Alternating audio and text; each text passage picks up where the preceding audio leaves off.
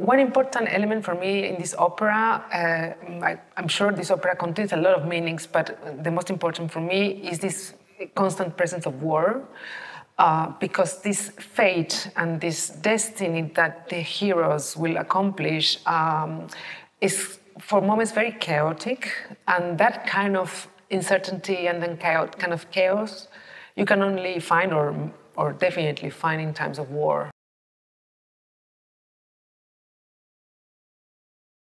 The score of Verdi and the tone of the opera, they talk constantly about this horror, about hunger, about displacement, about people who die, about the rage of war is there very present.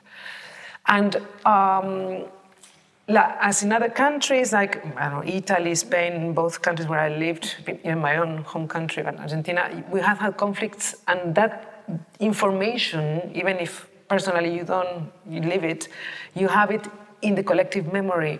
Your parents, your grandparents, knows what it means. Had hunger, had to run away to another country or something like that. So it's there in the air.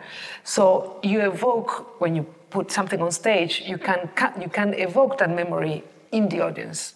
But how do you do that when the audience has not a collective memory? Thanks God, it doesn't have it, but it doesn't. So you need to recreate it somehow. You have to bring it closer than it actually is, probably.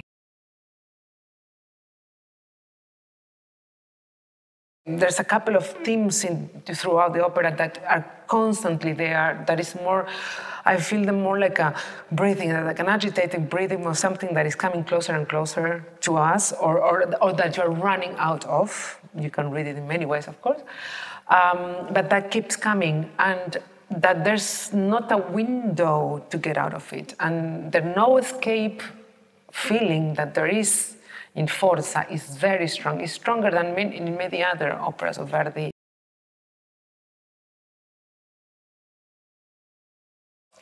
The characters of this opera are very difficult to develop in a way, because they are overwhelmed by the context.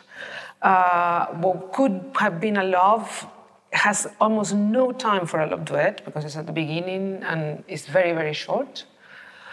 Because it's immediately about despair more than anything. The love is the spark that starts the thing, but then it has no consequence. So it has only nostalgia, because the love is gone. The two loving characters just think of their past as something impossible, that's something that was never there, very shortly. So it's more like a remembrance than a real force that drives the piece.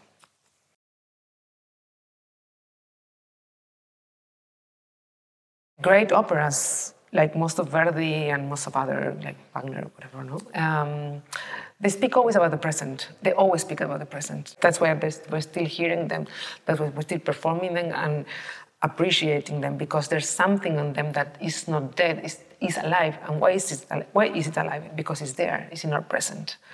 And for me, the important thing is to have people ask themselves a few questions about the present when they come out of theater, instead of going just to dinner.